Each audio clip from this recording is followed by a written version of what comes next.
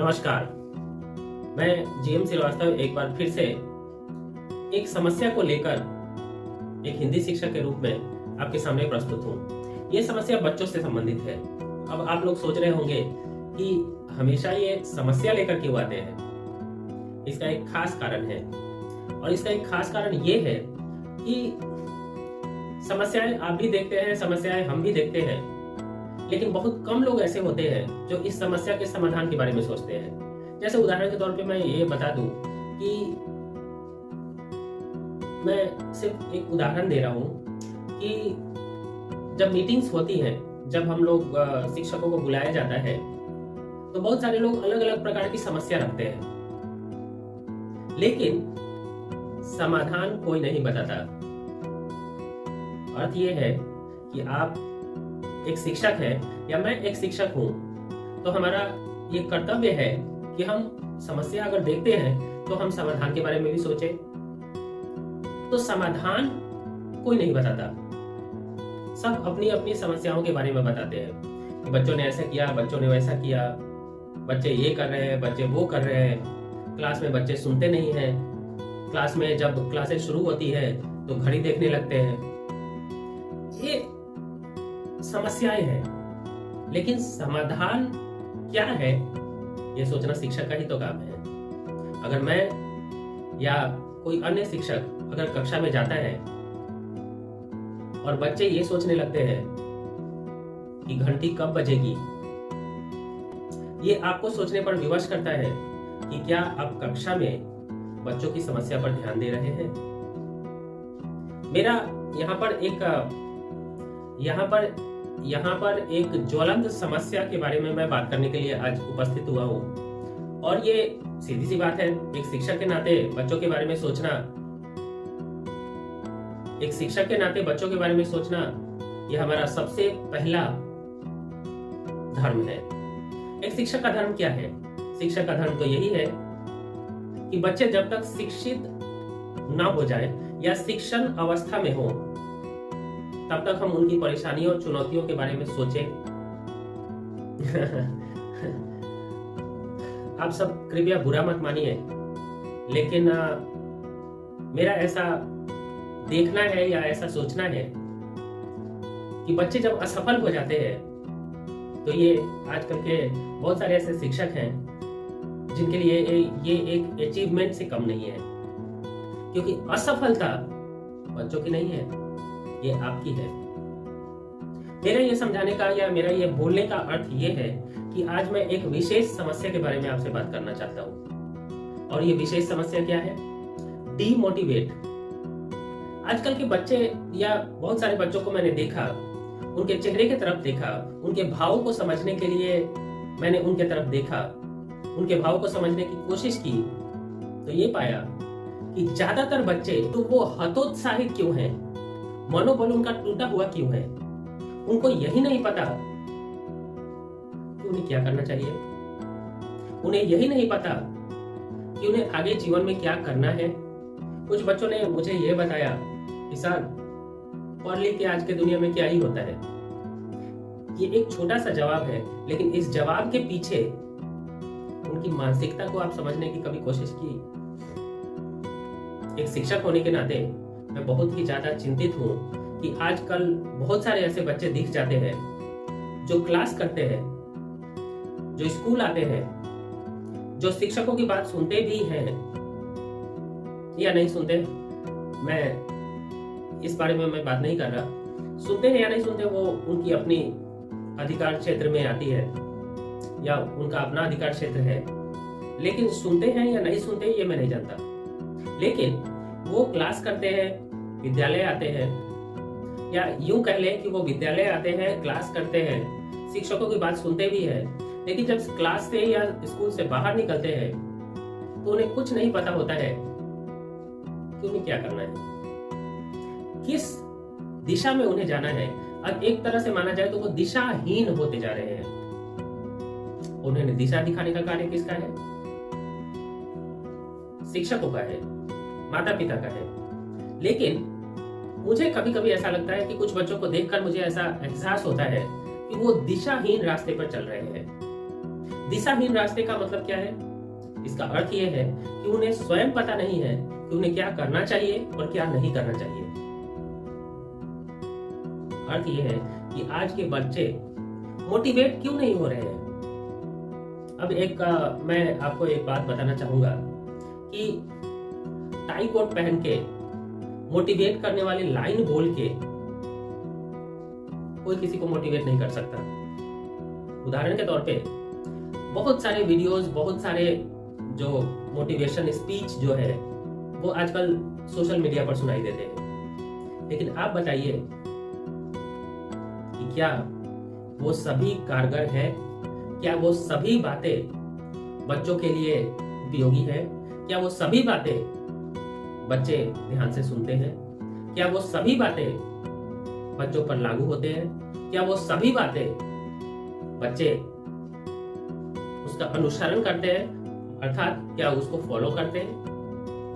मेरे हिसाब से बिल्कुल नहीं, क्योंकि आजकल जो सोशल मीडिया पर वो बच्चे देखते हैं, जो सुनते हैं, जो समझते हैं, उसका असर तो उन पर होता है कि नहीं होता है वो आप ठीक तरह से समझ सकते हैं, लेकिन हर एक बच्चे का मनोबल उससे बढ़ जाता है इसकी गारंटी आप नहीं ले सकते। मनोबल बढ़ाने का कार्य सबसे पहले कौन करता है? कक्षा में उपस्थित शिक्षक। जो कक्षा में उपस्थित शिक्षक है, अगर वो मनोबल को तोड़ने का कार्य करे तो क्या बच्चों का मनोबल कभी बढ़ सकता है? मेरे हिसाब से तो बिल्कुल भी नहीं। अब एक तरह से देखा जाए तो बच्चों के मन में एक द्वंद्व चल रहा होता है, बच्चों के मन में एक समस्याएं चल रही होती है, बच्चों के मन में क्या सही है क्या गलत है इसकी एक जद्दोजहद चल रही होती है, एक द्वंद्व चल रहा होता है। उदाहरण के तौर पे मैंने कुछ बच्चों से बात की और उन बच्चों से बात करने के बाद, अब आप हमेशा बोलेंगे कि आप हमेशा बच्चों से बात ही करते रहते हैं, तो बात मैं इसलिए करते रहता हूं क्योंकि बच्चों से बात करना आवश्यक है। क्यों आवश्यक है? वो इसलिए आवश्यक है क्योंकि हम बच्चों से बात ही नहीं करते, समय नहीं मिलता उनकी समस्याओं को जानने का, उनकी समस्याओं को समझने का, उनकी समस्याओं के बारे में सोचने का। अब सभी शिक्षकों या फिर सभी जो पेरेंट्स हैं, सबकी अपनी अपनी समस्याएं हैं और सब लोग उस समस्याओं को सुलझाने में कार्यरत होते हैं, लेकिन बच्चों का क्या? बच्चे जब कक्षा में होते हैं ये सोचने के लिए विवश हो जाते हैं कि ये कक्षा कब खत्म होगी। क्या ऐसा कारण है कि बच्चे ये सोचने पर विवश हो जाते हैं कि यहाँ सीखने से कुछ नहीं होगा, हम जब अलग कक्षाओं में या अलग ट्यूशन में जाएंगे या अलग जगह पर पढ़ने के लिए जाएंगे तब वहां ये सीख लेंगे? क्या कारण है कि बच्चों को ऐसा महसूस होता है कि कुछ लोग अपनी बातों को सही ढंग से उन तक पहुंचा नहीं पा रहे हैं, इसलिए वो सुनेंगे नहीं? मेरे कहने का तात्पर्य यह है कि डीमोटिवेशन या फिर मानसिक तौर पे जो कमजोरी है, इसके कारण क्या हो सकते हैं? मानसिक तौर पे कमजोरी के कारण कई सारे हो सकते हैं। जैसे बहुत सारे विद्यालयों में अब एक उदाहरण दे रहा हूँ, बहुत सारे विद्यालयों के बारे में मैंने बात किया, मैं एक उदाहरण दे रहा हूँ। जब मैं जहां हूँ वहां से अलग जगह पर गया तो वहां मेरे बहुत सारे जो शिक्षक मित्र हैं वो मिले। शिक्षक मित्र एक साथ बैठने के बाद हम लोग बातचीत कर रहे थे कि आपके विद्यालय का माहौल कैसा है, उनके विद्यालय का माहौल कैसा है। तो ये बातचीत में हमने ये पाया कि शिक्षक जिस कार्य के लिए स्कूल में आते हैं या शिक्षक जिस कार्य के लिए उनको रखा गया है उस कार्य के अलावा बाकी कार्य भी करते हैं, लेकिन जब बहुत ज्यादा ध्यान उस चीज पर केंद्रित करने लगते हैं जो उनका प्रमुख कार्य नहीं है, तब परेशानियां शुरू होती है। आपको जिस कार्य के लिए रखा गया है, जिसके लिए रखा गया है, अब उसके बारे में, उसकी समस्या के बारे में, उसके समाधान के बारे में आप नहीं सोचते,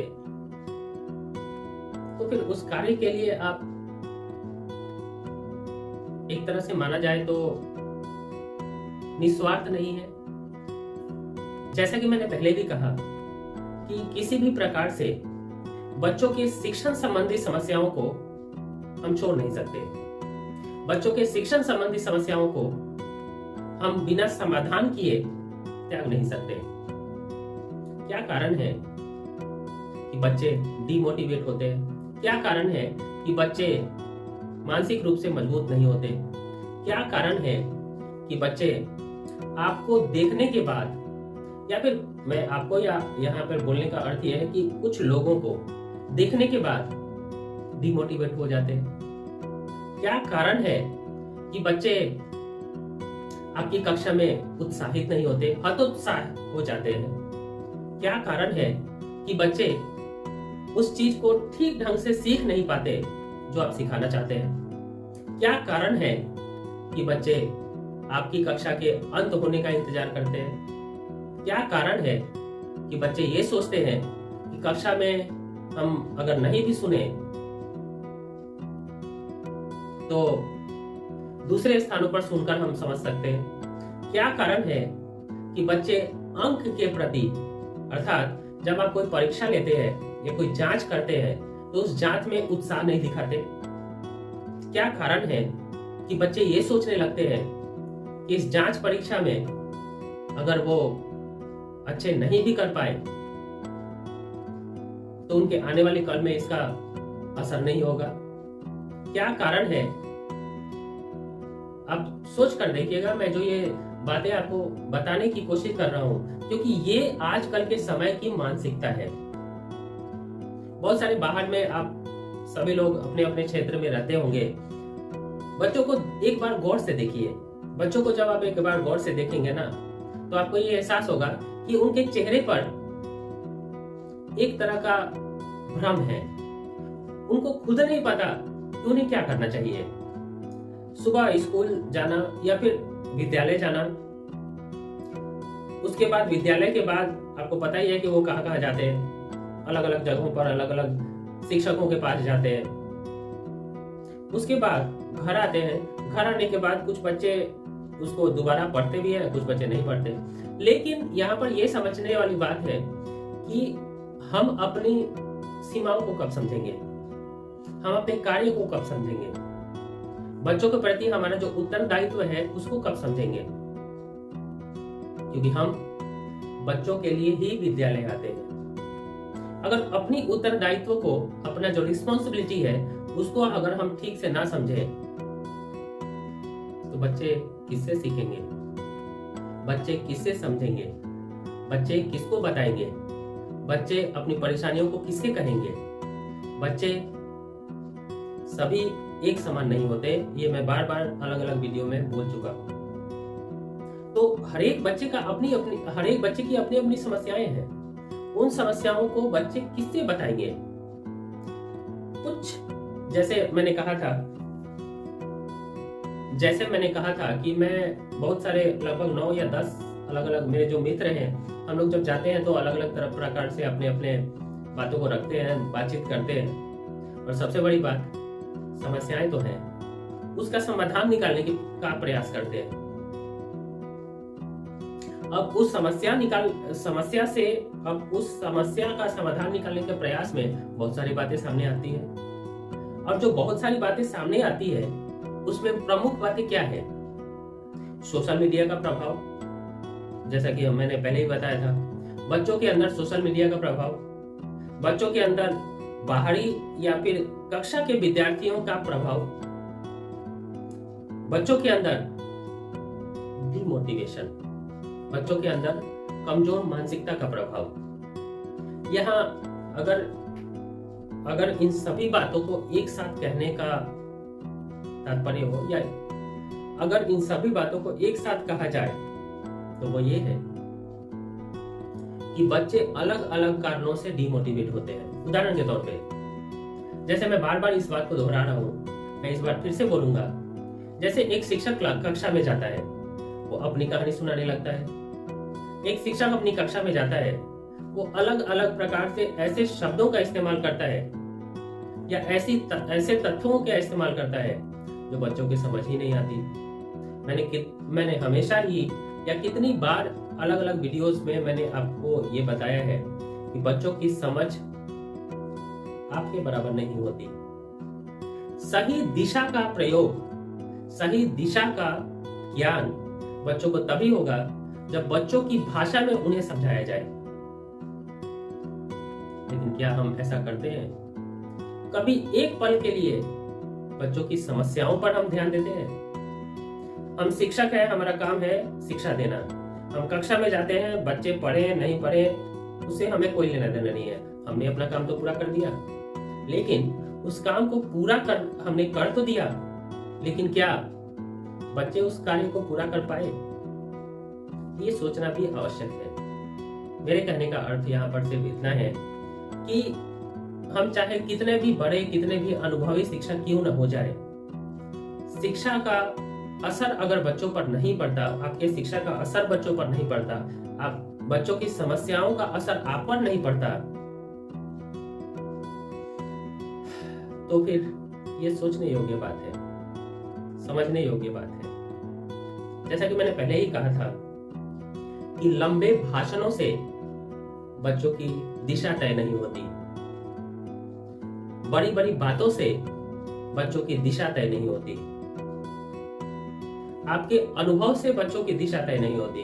बच्चों की दिशा तय होती है बच्चों के सही रास्ते पर चलने से, बच्चों की समस्याओं को समझने से, बच्चों के भविष्य के तरफ देखने से, बच्चों के आने वाले कल के बारे में सोचने से। लेकिन क्या आज के समय में शिक्षा व्यवस्था उसी प्रकार से है? अब एक छोटा सा और उदाहरण दे रहा हूं। जैसे कि आपने सुना होगा कि कुछ विद्यालय ऐसे हैं जिनमें बहुत सारे बच्चों ने परीक्षाएं दी, सारे फेल हो गए। क्या यह सोचनीय विषय नहीं है? क्या यह समझने योग्य विषय नहीं है? आप एक शिक्षक हैं, कक्षा में शिक्षा देने के लिए जाते हैं। अगर बच्चे शिक्षित नहीं होते तो ये फेलियर बच्चों का नहीं है, ये फेलियर आपका है। आप कक्षा में जाते हैं, जिस भी विषय को पढ़ाते हैं, अगर वो विषय उनके लिए मनोरंजक नहीं है, सुनने योग्य नहीं है, समझने योग्य नहीं है, या फिर बताने योग्य नहीं है बच्चों के लिए, तो फिर आपका शिक्षण प्रभावहीन है, आपका शिक्षण बेकार है। तो फिर ऐसी शिक्षा का बच्चों पर क्या ही असर पड़ेगा? ऐसे शिक्षा का बच्चे क्या ही अनुसरण करेंगे, या ऐसे शिक्षा का किस प्रकार से वो उपयोग करेंगे, ये समझने योग्य बात है। अब कभी कभी ऐसा होता है कि माता पिता या शिक्षक बहुत बार बच्चों पर इसका बोझ डाल देते हैं कि बच्चे घूमते फिरते हैं, बच्चे मोबाइल फोन देखते हैं, बच्चे ध्यान नहीं लगाते, बच्चे इंस्टाग्राम चलाते हैं, बच्चे फेसबुक चलाते हैं, बच्चे यूट्यूब चलाते हैं। यूट्यूब से याद आया, एक बच्चे ने आज मुझसे कहा कि सर मैं यूट्यूब से पढ़ता हूं, इसीलिए मुझे कक्षा में डांट पड़ती है। क्या उस शिक्षक की जिम्मेदारी नहीं है कि अगर वो शिक्षण अच्छी तरह से करे तो बच्चे को यूट्यूब या अलग अलग जगहों पर जाने की जरूरत नहीं पड़ेगी? कभी किसी ने ये नहीं सोचा। आपकी क्षमता है, आप सक्षम है, लेकिन क्या बच्चे भी उस सक्षमता को, उस ज्ञान को अर्जित करने में सफल हो पा रहे हैं? कभी ये भी सोचना आवश्यक है। आप अपनी कहानियां सुनाते हैं, आप अलग प्रकार से समझाने का प्रयास करते हैं, लेकिन क्यों वो अलगाव, वो आपकी कहानियां क्या मुख्य विषय से जुड़ी हुई है? ये भी सोचने की आवश्यकता है। मेरे यहाँ इतनी सारी बातें करने का अर्थ सिर्फ इतना है कि हम एक शिक्षक हैं। किसी भी प्रकार से हम शिक्षा के साथ खिलवाड़ नहीं कर सकते। किसी भी प्रकार से हम बच्चों के समझ के साथ खिलवाड़ नहीं कर सकते। किसी भी प्रकार से हम बच्चों के मानसिकता के साथ खिलवाड़ नहीं कर सकते। किसी भी प्रकार से हम उनके रिजल्ट के साथ खिलवाड़ नहीं कर सकते। समस्याएं सबके जीवन में आती हैं। बच्चों की भी अपनी पारिवारिक समस्या हो सकती है, बच्चों की भी अपनी अलग समस्या हो सकती है, लेकिन उस समस्या को ढाल बनाकर हम अपने कार्य से मुंह नहीं मोड़ सकते। जैसे उदाहरण के तौर पे मैं फिर से ये बताऊंगा, जैसे पेरेंट्स टीचर मीटिंग होता है, लगभग सभी स्कूल में या सभी जगहों पर होता है, चाहे वो 12वीं के हो या 10वीं के हो या कोई किसी भी कक्षा के हो। बहुत सारे ऐसे शिक्षक मैंने देखे, बहुत सारे ऐसे शिक्षक को मैंने जाना जो पूरी की पूरी जो रिस्पॉन्सिबिलिटी है, जिसको हम लोग कहते हैं कि पूरी की पूरी जिम्मेदारी बच्चों पर डाल देते हैं। आपकी कोई जिम्मेदारी नहीं है? आप क्या इसके लिए जिम्मेदार नहीं है? बच्चे दो तरह के जीवन जीते हैं, आप भी दो तरह के जीवन जीते हैं, एक व्यक्तिगत जीवन और दूसरा सामाजिक जीवन। जब बच्चे विद्यालय आते हैं तो वो सामाजिक जीवन जीते हैं, लेकिन जब वो घर पहुंचते हैं तो उनका वो व्यक्तिगत जीवन है। बिल्कुल उसी तरह से शिक्षक भी दो तरह के जीवन जीते हैं, लेकिन आप दोनों जीवन को एक ही तराजू में रखकर तोल नहीं सकते। आप ये सही नहीं ठहरा सकते कि उनका व्यक्तिगत जीवन का असर उनके सामाजिक जीवन पर पड़ रहा है। सामाजिक जीवन आपकी जिम्मेदारी है, व्यक्तिगत जीवन उनके माता पिता की जिम्मेदारी है। क्या ये दोनों जिम्मेदारियां एक हो सकती है? संभव नहीं है। मेरे कहने का अर्थ यहाँ पर सिर्फ इतना सा है कि बहुत सारे बच्चों ने मुझसे कहा कि बहुत सारे ऐसे लोग हैं जो व्यक्तिगत जीवन और सामाजिक जीवन को एक मान लेते हैं। कोई दुकान में दिखा, कोई रास्ते पे दिखा, कोई कहाँ दिखा। क्या शिक्षक ये समझ सकते हैं कि विद्यार्थी कोई भूत प्रेत नहीं है? कहीं भी दिख सकते हैं, कहीं भी दिख सकते हैं। अब एक विद्यार्थी बोलता है कि मैंने शिक्षक को यहाँ देखा, शिक्षक को वहां देखा, शिक्षक को वहां देखा। शिक्षक का भी अपना व्यक्तिगत जीवन है, वो कहीं भी दिख सकता है। अरे विद्यार्थी और शिक्षक कोई भूत प्रेत थोड़ी है जो विद्यालय के बाद कहीं दिखे ही नहीं। लेकिन यह समझने योग्य बात क्या है कि विद्यार्थी का जीवन और शिक्षक का जीवन, इन दोनों के जीवन में दो पहलू हैं। एक व्यक्तिगत पहलू है, एक सामाजिक पहलू है। तो जब दोनों ही सामाजिक पहलुओं पर विचार कर रहे हैं या सामाजिक पहलुओं में हैं, तो फिर ये तुलना क्यों? कोई कहीं भी दिख सकता है। एक बच्चा स्कूल के बाद क्रिकेट खेलने जाता है, एक बच्चा स्कूल के बाद कहीं डांस क्लास में जाता है, एक बच्चा कहीं स्कूल के बाद ड्राइंग क्लास में जाता है, एक बच्चा कहीं स्कूल के बाद एथलेटिक्स क्लास में जाता है, एक बच्चा कहीं स्कूल के बाद योगा क्लास में जाता है, एक बच्चा कहीं स्कूल के बाद अलग कक्षाओं में जाता है। लेकिन जब वो बच्चा क्लास में होता है तो क्या ये जरूरी है उसे बोलना कि इन सभी चीजों का असर आपके पढ़ाई पर पड़ रहा है? क्या वो आवश्यक नहीं है? क्योंकि बाकी जितने क्लास हैं, स्कूल के बाद जितने बाकी क्लासेस में बच्चे जाते हैं, वो उसके माता पिता क्या अधिकार है कि वो भेजें या नहीं भेजें। आप सामाजिक को व्यक्तिगत से क्यों जोड़ रहे हैं? ये भी एक डिमोटिवेशन का कारण है। मैं हमेशा बच्चों से बातचीत करते रहता हूँ, क्योंकि मेरा ऐसा मानना है कि बच्चे हैं तभी तक मैं शिक्षक हूँ। बच्चे जब पास हो जाएंगे, जब स्कूल और कॉलेजेस को छोड़ देंगे, जब अपने सामाजिक जीवन में लौट जाएंगे, तब उनके लिए भले ही मैं शिक्षक हूँ, लेकिन शिक्षा प्रदान करने की या शिक्षा देने का समय मेरे हाथ से निकल चुका होगा। मेरा सिर्फ इतना ही कहना है कि बहुत सारी ऐसी बातें हैं जो समझने योग्य है, बहुत सारी ऐसी बातें हैं जो बोलने योग्य है, बहुत सारी ऐसी बातें हैं जो करवाने योग्य है, लेकिन हम उस पर विचार नहीं करते। अब सारी बातें मैं एक ही वीडियो में तो नहीं कर सकता। बच्चों की अगली समस्या के बारे में मैं आपसे दूसरे वीडियो में बात करूंगा। उम्मीद है कि आप मेरे शब्दों के पीछे नहीं जाएंगे, मैं जिस कारण से ये बोल रहा हूं उस कारण को समझेंगे। बाकी आप सभी खुद बहुत समझदार हैं। धन्यवाद।